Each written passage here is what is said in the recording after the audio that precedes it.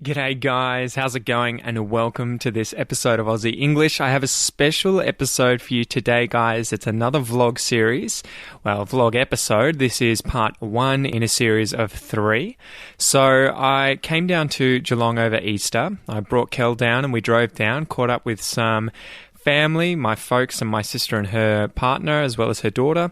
And then I also drove into Geelong and caught up with James and Dave, 2 of my really good mates. And I thought I would turn this into a little vlog series, show me going into Geelong from Ocean Grove so you can see a bit of Australia, a bit of Geelong, and then you can see how I interact with my friends, the kind of language that I use, the kind of slang that I use. The real everyday kind of English. So check this one out, guys, and let me know what you think. I've used some backing music. I wasn't able to have the best audio all the time, and it is quite visual. So if you feel like you're missing out on what I'm talking about, definitely go over to YouTube and watch the video, because that will also have all of the vocab as well as the subtitles for this episode, guys. So I really recommend doing that, and let me know what you think in a comment. Anyway, guys, here's today's vlog episode. Greetings in English, Aussie slang, car vocabulary, and daily life English. Check it out.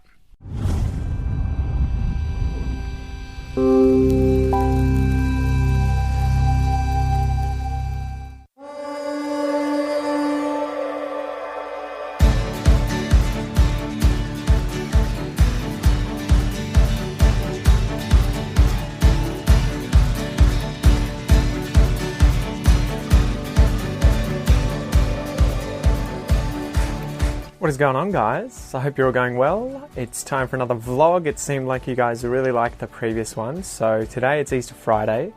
We've just driven back, last night we drove back from Canberra. So we came back, it was about, I think 3 p.m. I picked up Kel. We drove down, took about 7-8 hours. We got home just before midnight. So it was about 11:30 in the evening when we got home. It was quite a long drive. We stopped off, did a bit of photography during sunset. I think that was in Glen Rowan, which is a place where Ned Kelly's last stand was. Ned Kelly, so check him out if you don't know him. He's a massively famous Australian folk hero, anti-hero. Some people think he was good, some people think he was bad, but his last stand where he was fighting the police was in Glen Rowan, I believe. So check him out. Anyway, yeah, so it's Easter Friday today.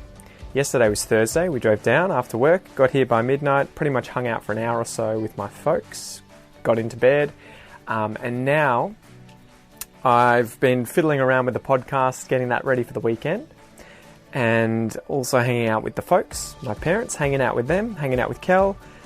We went out, got some coffee, and now I'm working out what to do this evening. So Kel's currently downstairs getting some lessons from my dad. He's helping her with photography stuff and how to analyze the photos on the computer. And I'm probably going to go catch up with my mate, James, and his brother Dave. So you've heard them, James Buchan and Dave Buchan. Dave, his brother, you might not have heard, but James has been on the interviews. If you haven't checked them out, make sure you do. So it's going to be an interesting day. I'm going to try and catch up with them. We'll see what happens. Might get some fish and chips, but let's see where we end up. Vamos! SL is photography lessons. That's hue, which is the colour. Yeah. Saturation of hue is the target. So if you want to reduce Traveller. the blues All right, see you guys. Bye. See you later. See ya. It's pretty funny how I'm used to me. My family's they're pretty tolerant with regards to me videoing and doing all sorts of stuff. So I always really appreciate their patience. But yeah, so it is pretty funny that I go downstairs to grab a drink. I'm fluffing about as in not doing anything of importance, and they just tolerate it and ignore me and let me do my thing. Anyway, I'm gonna see if I can stumble out of the house with all my stuff whilst also filming myself. So this is Ocean Grove, my folks' place. Pretty nice day, huh? You can see, oh, there's a magpie here coming across the road. Wonder what he wants. What's going on, Maggie? It's a little baby one. Ah, it's gonna fly off. Oh no. What have I dropped? Oh.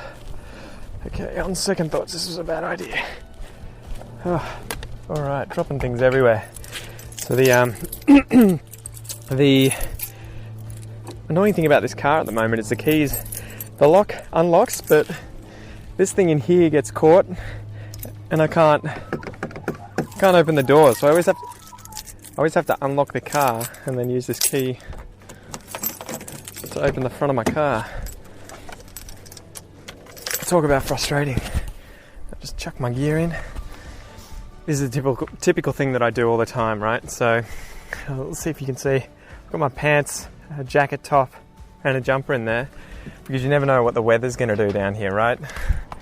Sometimes it's really warm. Sometimes it's really cold. You never know what's going to happen.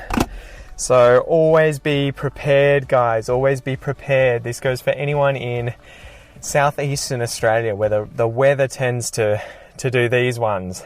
Tends to go up and down quite a lot.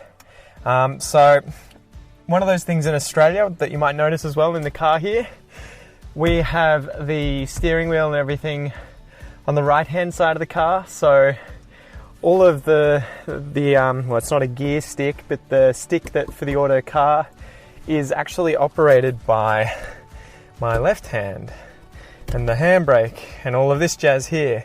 So that tends to be quite different from other places in the world, depending on where you're from.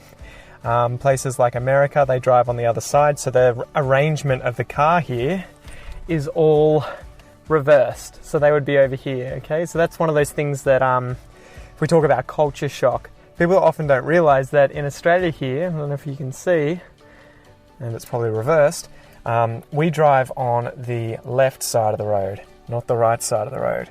So that's a little thing that you have to get used to when you're here. And also, I'm not going to be able to video when I drive because the police somewhat frown on using your phone whilst driving, and it's probably worse than frown upon. They will fine you. You will get fined. So another tip in Australia, don't play with your phone too much while you're driving, if at all. I'm not sure what the laws are if you can prove you're playing with iTunes, but definitely don't text or call. Anyway, guys, let's get started and see where we end up. I'm so shameful, guys. I'm so shameful. This is evidence of last night's trip all the way down from Canberra. So we had a few stops, got some junk food, Pepsi Max, coffee, chips. Yeah, that's a pretty common sign when you've gone on a long road trip. And I found this morning, got this for Kel. Little horse. Don't know where that came from, so sorry if the child who lost this and it was on the road lost it, but found a little horse. Nay, nay.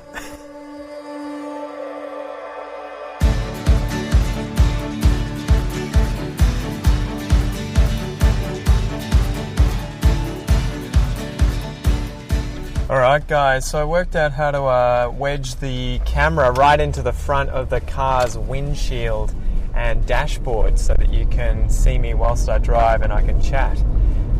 So I thought I would just, chat to you a little bit about the car. I absolutely love this car.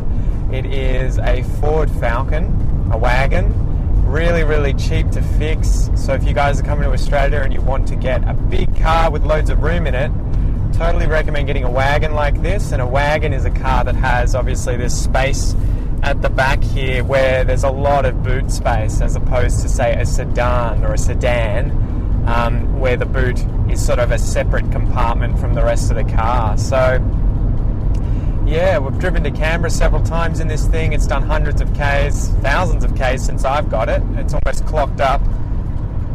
It's getting close to 300,000 kilometres now.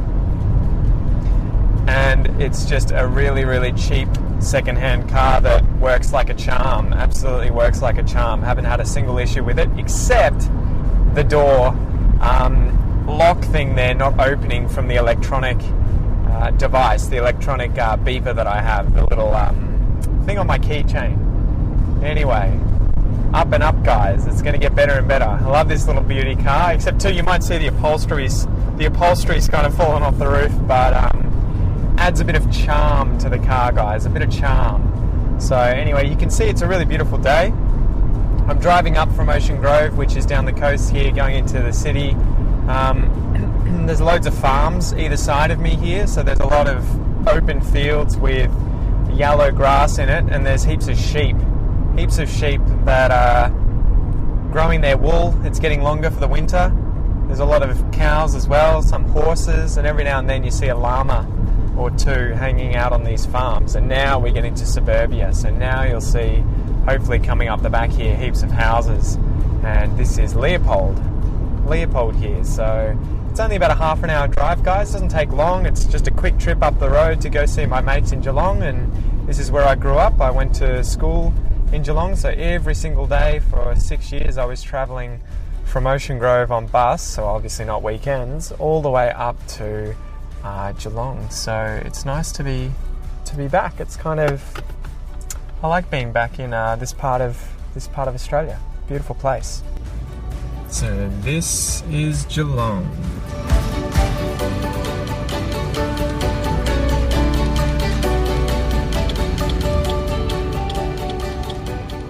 Alright, so here we are. It's like James and Dave are both here. This is James's place. Let me just lock my car and then we can go in and see who's here and what they're up to. Ding, ding, ding. It's the bandit that I've been driving around. So let's have a look. See who's here. Got to go around the side. Don't go through the front. Hello. What's going on? Much, dude. Say hello. Guten Tag. This is James, guys. Hi, how's it going? You probably saw him in the most recent interview episodes, and Dave's here as well. Yeah. Cause say g'day. What's going on? This is Dave. This is James's cat. Thomas. Yep. This is James and James's fish in the background there. Fish. Yeah. Awesome.